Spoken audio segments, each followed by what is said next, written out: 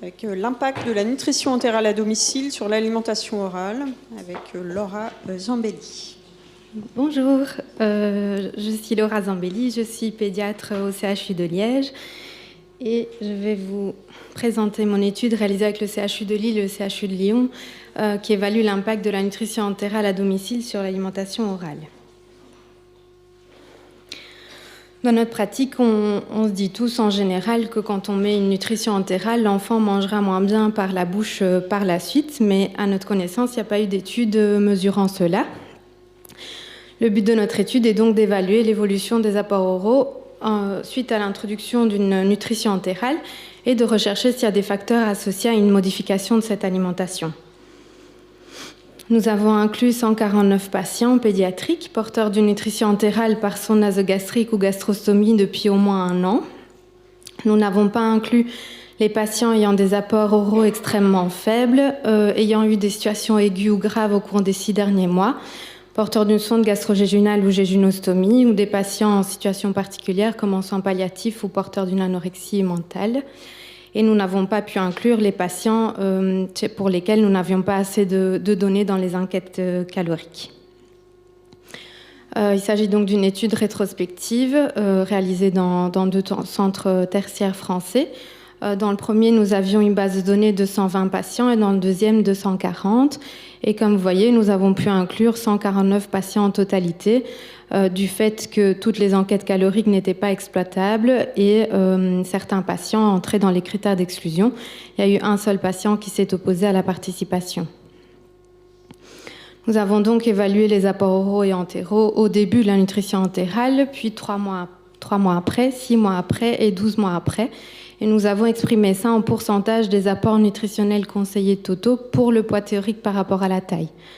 Nous avons utilisé les enquêtes caloriques des diététiciens et les biostatisticiens ont utilisé un modèle de régression linéaire mixte pour interpréter les résultats. Nous avions une population assez homogène. 45% des enfants étaient de sexe masculin, un âge moyen de 5 ans. Le Z-score du BMI initialement était à moins 1,4 et passé à moins 0,6 après 12 mois de nutrition entérale. Un patient sur 4 avait une maladie neurologique ou neuromusculaire et un patient sur 10 un trouble alimentaire pédiatrique. 3/4 des patients avaient une gastrostomie sur l'année d'évaluation et 2/3 des patients avaient une nutrition entérale continue nocturne exclusive. Voici donc les résultats.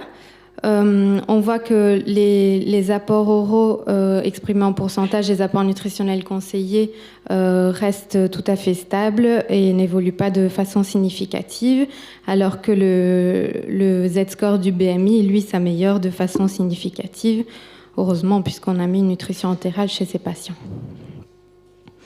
Ici, encore un graphique qui montre les apports oraux en fonction du temps et on voit que les apports oraux restent tout à fait stables en fonction du temps.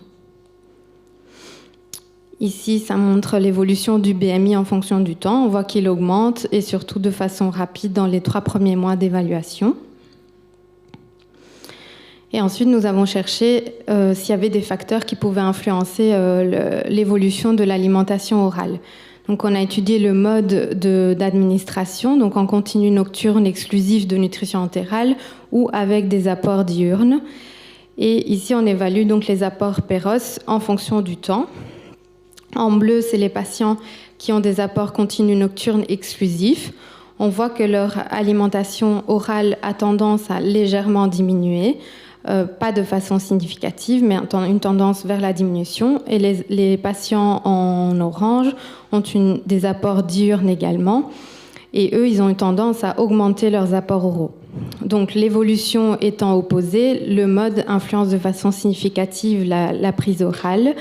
Néanmoins, on remarque que les patients ayant une alimentation continue nocturne exclusive à M0, ils mangent déjà 50% des apports nutritionnels conseillés par la bouche, alors que les patients ayant des apports diurnes, ils mangent aux alentours de 30% des apports nutritionnels conseillés. Donc les deux populations ne sont pas tout à fait comparables.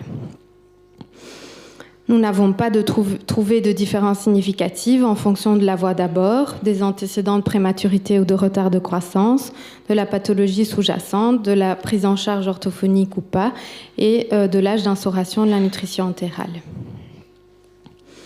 En conclusion, tout en augmentant les apports énergétiques totaux, la nutrition entérale n'altère pas l'alimentation orale jusqu'un an après son instauration, et c'est important de le savoir puisque on peut rassurer les parents qui sont souvent inquiets et pensent très souvent que leur enfant mangera moins bien par la bouche une fois qu'on aura mis une nutrition entérale, et également pour adapter les apports énergétiques de la nutrition entérale dans nos calculs.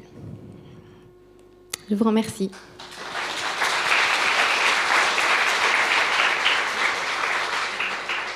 Merci beaucoup. Est-ce qu'il y a des questions ?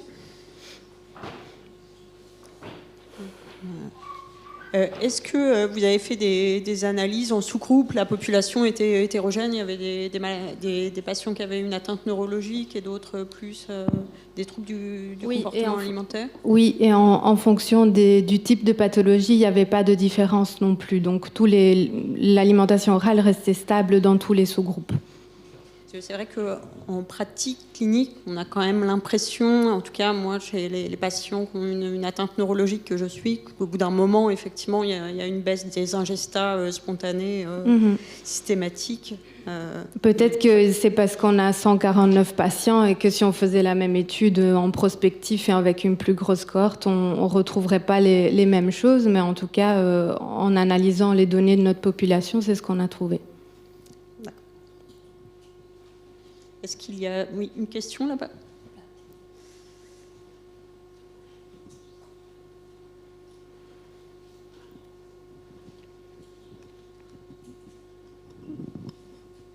Merci beaucoup, c'est très intéressant parce qu'on manque beaucoup d'études comme ça, très pratiques. Et c'est effectivement une crainte des parents, une des premières questions qu'ils posent en consultation. Je partage complètement votre analyse. Par contre, j'ai une petite remarque par rapport à la voie d'administration entre gastrostomie et sonde nasogastrique. Je suis un peu surprise des résultats, mais en même temps, je pense que, parce que vous n'avez pas trouvé de différence, mais je pense que c'est aussi dû à la surreprésentation de la gastrostomie dans votre population. Est-ce que vous partagez ça ou est-ce que... Oui, c'est possible. À refaire cette étude, je pense que ce serait intéressant aussi d'analyser à quel moment la gastrostomie serait mise sur l'année. Est-ce qu'il y a une différence si on met la gastrostomie après 3 mois ou après 6 mois de nutrition entérale, par exemple ? Mais je ne l'ai pas fait pour cette étude-ci. C'est intéressant pour une future étude, tout parce à que fait. c'est la question qui vient tout de suite en voyant ces résultats qui sont déjà très, très prometteurs.